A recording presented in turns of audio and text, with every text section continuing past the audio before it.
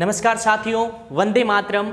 मैं Rakesh Chauhan sir science के online video lecture में आप सभी का हार्दिक स्वागत करता हूं। इससे पहले वाले पार्ट में हमने पढ़ा था इलेक्ट्रोकेमिस्ट्री में वैद्युत अपघट्य के बारे में पढ़ा था और वैद्युत अपघट्य से संबंधित जो फैराडे ने 2 लॉ दिए थे, जिनमें से हमने फर्स्ट लॉ यानी प्रथम नियम का अध्ययन कर लिया था। और आज की क्लास में हम सेकेंड लॉ यानी द्वितीय नियम और फिर हम पढ़ेंगे इस चैप्टर के महत्वपूर्ण आंकिक प्रश्न। और मैं आपको बता देता हूं, आपका ये जो चैप्टर है 90% इस क्लास में कंप्लीट हो जाएगा और आगे आने वाली एक क्लास में आपका ये जो इलेक्ट्रोकेमिस्ट्री है वो अध्याय पूरा हो जाएगा। फिर हम अगला स्टार्ट करेंगे जो भी है। मैं बात कर रहा हूं इलेक्ट्रोकेमिस्ट्री में फैराडे का द्वितीय नियम। इससे पहले अगर आप इस चैनल पर नए हैं तो चैनल को सब्सक्राइब कीजिए और वीडियो अच्छा लगे तो अपने दोस्तों को शेयर कीजिए। मैं बात कर रहा हूं फैराडे के द्वितीय नियम की। अगर आप प्रथम नियम के बारे में जानकारी नहीं है तो द्वितीय नियम आपको समझने में कठिनाई हो सकती है। इसीलिए प्लेलिस्ट में जाके आप फैराडे का प्रथम नियम यानी पार्ट 7 जरूर देखें। मैं बात कर रहा हूं फैराडे के द्वितीय नियम की। तो फैराडे ने जो द्वितीय नियम के लिए क्या किया, उन्होंने अलग अलग वैद्युत अपघट्य लिए। मैं बात कर रहा हूं उन्होंने जो अलग अलग वैद्युत अपघट्य लिए, जैसे मैं बात करूं ये पहला विद्युत अपघट्य विलयन, विद्युत अपघट्य विलयन, इसको मैं नाम दे देता हूं 1 नंबर। और इसी प्रकार एक दूसरा लिया विलयन सेकंड, ये भी क्या था, विद्युत अपघट्य, विद्युत अपघट्य। और इसी प्रकार एक तीसरा विद्युत अपघट्य लिया, विद्युत अपघट्य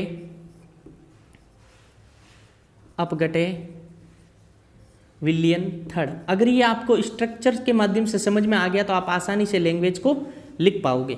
तो इन्होंने क्या किया, भिन्न भिन्न वैद्युत अपघट्य यानी अलग अलग वैद्युत अपघट्य का सॉल्यूशन यानी विलयन लिया और उसमें समान समय में समान धारा प्रवाहित की। ध्यान देना, धारा का मान क्या था, समान। मैं मान लेता हूं इन्होंने जो धारा प्रवाह की वो इसमें प्रवाहित धारा थी I और इसमें प्रवाह होने वाली धारा की भी क्या थी, I यानी इलेक्ट्रिक करंट, और इसमें प्रवाह होने वाली भी धारा का मान था I।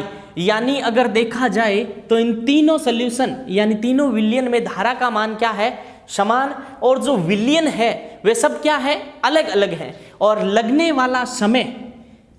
वाला समय जो इसमें था T और इसमें भी क्या था T और इसमें भी क्या था T। यानी फैराडे ने अलग अलग वैद्युत अपघट्य के विलयन में समान धारा प्रवाहित की और देखा कि जो संचित होने वाले पदार्थ की मात्रा यानी W, अगर आप नए हैं तो पहले 7th पार्ट जरूर देखें जहां आपको W की वैल्यू के बारे में जानकारी होगी। W बराबर ZIT फैराडे का प्रथम नियम था। तो अलग अलग धारा समान धारा अलग अलग वैद्युत अपघट्य में प्रवाहित की तो पाया कि जो संचित होने वाली पदार्थ की मात्रा थी वो रासायनिक तुल्यांक के क्या थी, समानुपाती थी। क्या थी, रासायनिक तुल्यांक के भार के क्या थी, समानुपाती। यानी अगर मैं इसके लिए लूं तो हमने प्रथम नियम पढ़ा था W प्रोपोर्शनल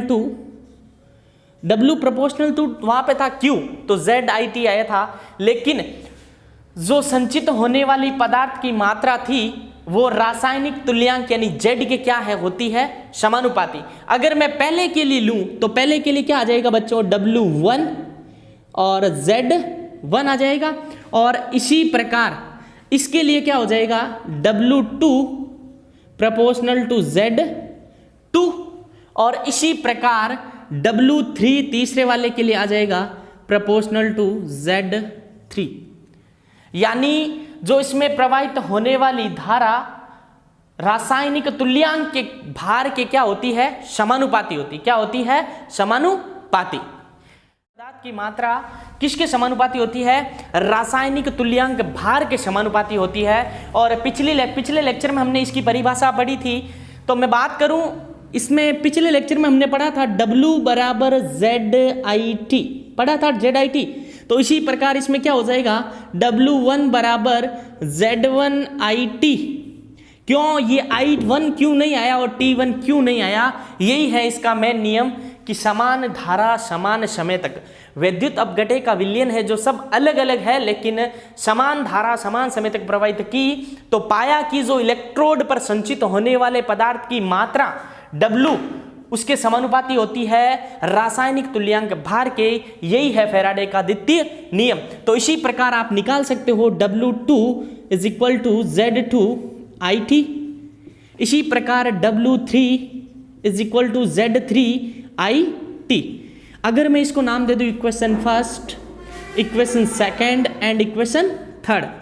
अगर इक्वेशन 1 का 2 में भाग और 2 का 3 में भाग दिया जाए, यानी ये समीकरण हमारे पास W1 बट्टा W2 करूं एक बार में, तो W1 की वैल्यू क्या है हमारे पास Z1IT बट्टा Z2IT। इसी प्रकार में अगर करूं W2 बट्टा W3 तो क्या आएगा Z2IT बट्टा Z3IT।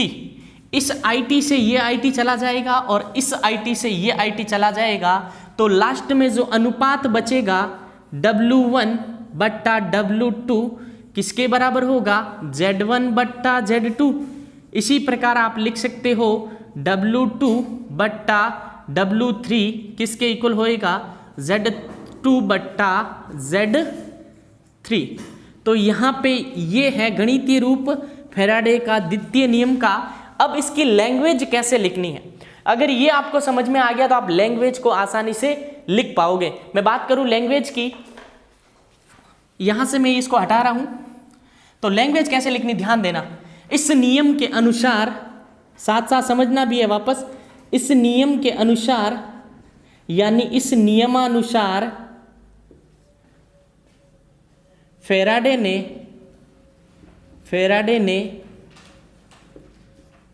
भिन्न भिन्न विद्युत अपघटे, भिन्न भिन्न विद्युत अपघटे, भिन्न भिन्न विद्युत अपघटे विलयन में भिन्न भिन्न विद्युत अपघटे विलयन में समान धारा, समान विद्युत धारा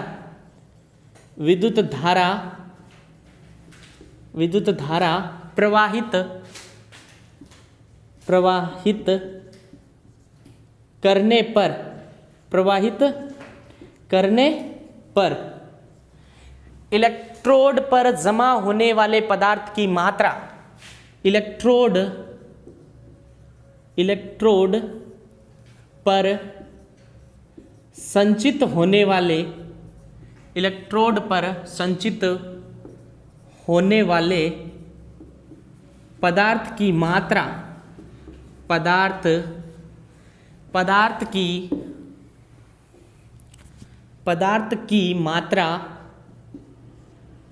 की मात्रा को आप क्या बोलोगे W।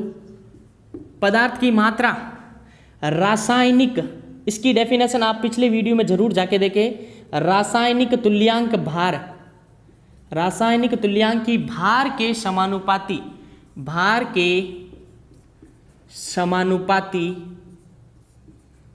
के समानुपाती होता या होती है, यह है इसका कथन। और ये तीनों से आप ये गणितीय रूप निकाल सकते हो। एक बार क्विकली वापस बता रहा हूं क्योंकि इंपॉर्टेंट है। फैराडे ने द्वितीय नियम, इस नियम में उन्होंने बताया कि अलग अलग विद्युत अपघटे और उसमें समान धारा समान समय में प्रवाहित करने पर जो इलेक्ट्रोड पर जमा होने वाले पदार्थ की मात्रा, जिसको आप शो करोगे W से, जो उसमें रासायनिक तुल्यांक की भार के क्या होती है, समानुपाती होती है। यानी संचित होने वाले पदार्थों की मात्रा बढ़ेगी तो रासायनिक तुल्यांक भी बढ़ेगा। और जो हमारे पास 3 वैल्यू प्राप्त हुई अलग अलग विद्युत अपघटे की, और लास्ट में जिनका अनुपात ये है, ये इस नियम का गणितीय रूप कहलाता है। और अब हम करेंगे इस अध्याय से संबंधित कुछ महत्वपूर्ण आंकिक प्रश्न। तो हमने द्वितीय नियम पढ़ लिया था। अब इस अध्याय से संबंधित कुछ महत्वपूर्ण प्रश्नों को अध्ययन करेंगे और आगे आने वाले अगले लेक्चर में हम विद्युत चालकता हमने पढ़ा था, लेकिन उससे संबंधित कुछ रह गया था। विद्युत चालकता को प्रभावित करने वाले कारकों का अध्ययन हम अगली क्लास में करेंगे और महत्वपूर्ण भी है। और अब इस वीडियो में यानी इस लेक्चर में हम इस अध्याय से संबंधित कुछ महत्वपूर्ण अंकिक प्रश्न हमने पहले भी किए हैं, जो पार्ट टॉपिक से रिलेटेड आया था उसके साथ साथ एक एक अंकिक प्रश्न मैंने करवाए हैं। लेकिन अब इस अध्याय से सार यानी जो सबसे महत्वपूर्ण प्रश्न बनते हैं हम उनका अध्ययन करेंगे, जो रिसेंटली हमने टॉपिक पढ़े हैं। अगर आप कंटिन्यू हमारे साथ बने रहे हैं या कंटिन्यू हमारे साथ कंटिन्यू है तो आपको ये क्वेश्चन आसानी से समझ में आएंगे और आसानी से सरल भी कर पाओगे। तो मैं पहले क्वेश्चन की ओर बढ़ता हूं, उसके सॉल्यूशन की ओर। तो पहले क्वेश्चन में पूछ क्या रहा है, पहले तो ये पता करो। यदि 298 केल्विन, यानी केल्विन किसकी इकाई है, ताप की इकाई है, यानी आपको दिया गया साथ साथ लिखते जाओ, दिया गया, इसको भी आप साथ साथ राइट डाउन करो। दिया गया ताप यानी टेम्परेचर क्या दे रखा है, 298 केल्विन। चलो ठीक है, आगे मैं बात करूं 0.20 m, तो 11th क्लास में आपने पढ़ा होगा मोलरता, यानी जिसको स्मॉल m से शो करते हैं, यानी मोलरता, जो मोललता होती है उसको बड़े m से और इसको स्मॉल m से। तो ये दे रखी है आपको 0.20 m।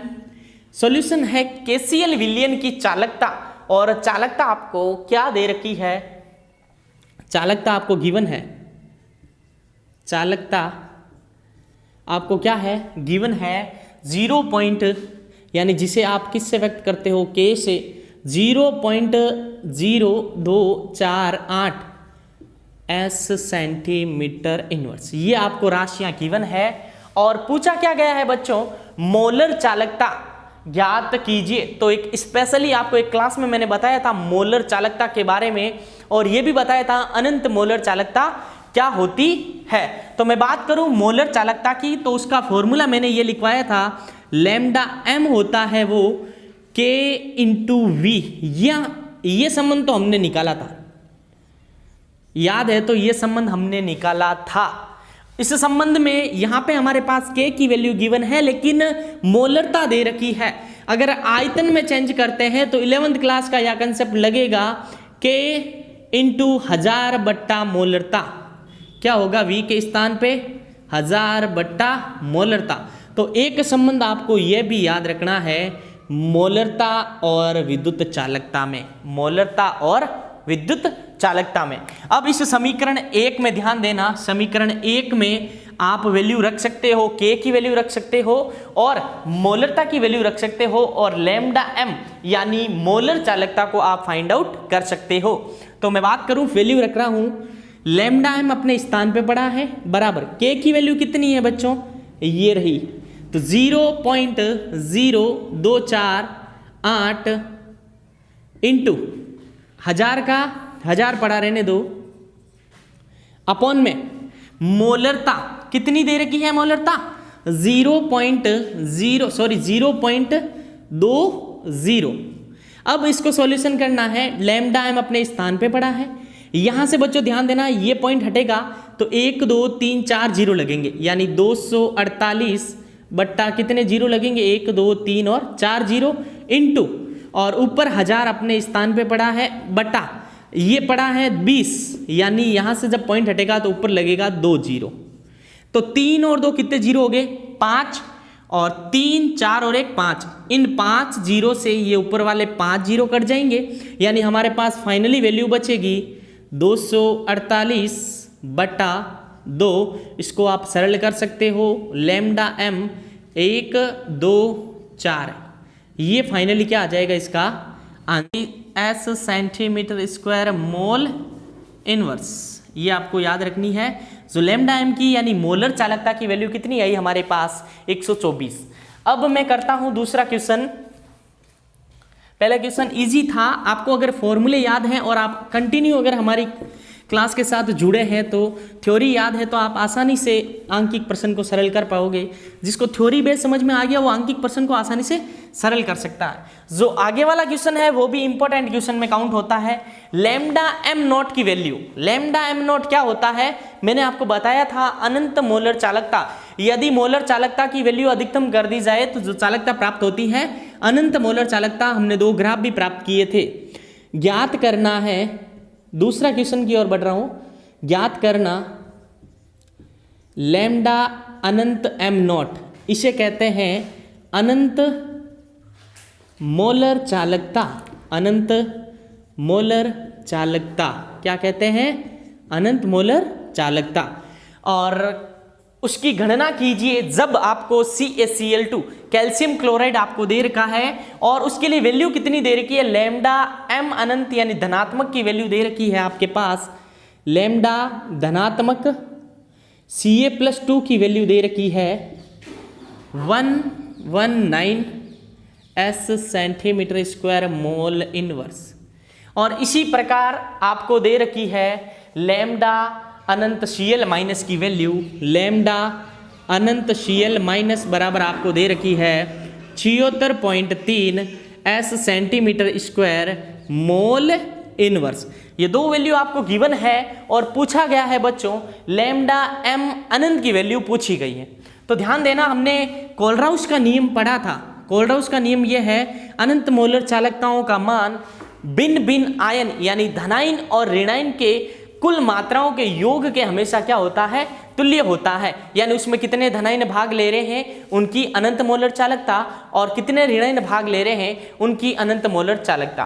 तो इसको ये कैसे टूटेगा, लैम्डा एम अनंत ये किसके लिए है, CaCl2, CaCl2 इसके लिए कैसे टूटेगा ये, तो ये टूटेगा लैम्डा एम Ca+2 प्लस यहाँ पे ये 2 है क्या हो जाएगा 2Cl, 2 लैम्डा Cl माइनस। आया समझ में? यहाँ पे ये 2 है गुणा में, तो 2 को क्या करना है, आगे गुणा करना है।